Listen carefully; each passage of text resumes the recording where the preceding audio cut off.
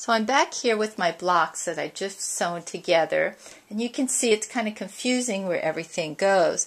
So I have my digital camera here that I can use. I'm going to put this aside so I can look at it to see where each one of these blocks goes. So I see that that one goes up there. This one's on the bottom, and let's see, oh, this one needs to turn.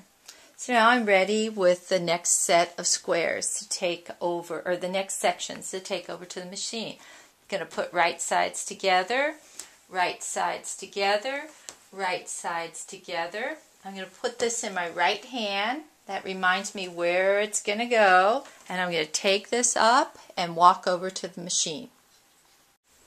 So now that I've sewn each one of these rows together, I'm ready to sew row to row to row.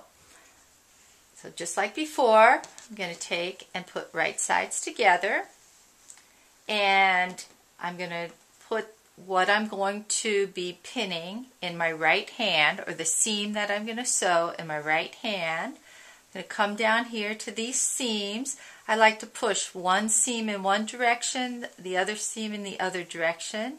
Normally I would be pressing this, but it's difficult to press through all of these different fabrics. So I just use my fingers to press it. It's not going to make that much difference when the quilt is completed. It's just when you take it over there to sew. If you had all of these seams running in the same direction, it would be very difficult to sew through all of that bulk. So that's why it's nice to stick those seam allowances in one direction and this seam allowance in the opposite direction, and I do pin that. I'm going to come over and I'm going to do the same thing on this one. You see I caught this in that seam. That's okay. As I said, this is a very forgiving quilt. And push this aside. Eventually we're going to cut all these seams on the back, so you're not going to notice any mistakes. So I'm going to pin, and then I like to pin this other seam that I pushed down. I like to pin that in place. Now earlier I probably showed you a bad habit to get into, not using very many pins. If you're having problems with this fabric bunching up when you sew it, then you're going to need to use more pins. So I would put a pin here.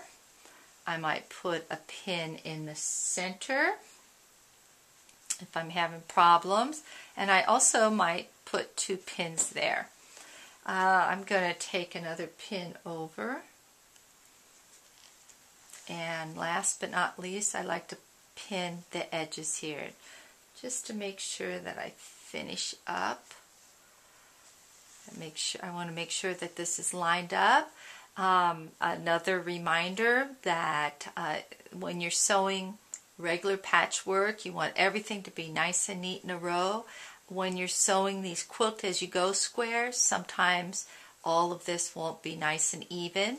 If you have something that is a little bit larger, a little bit smaller, just try to take the average of the two and sew there. Once again, this quilt is very forgiving. So I've got this pinned. Take it over to the machine. I'm going to sew a 1/2 inch down, just like I did before. After I finish sewing that, I'll come back and pin this last section on.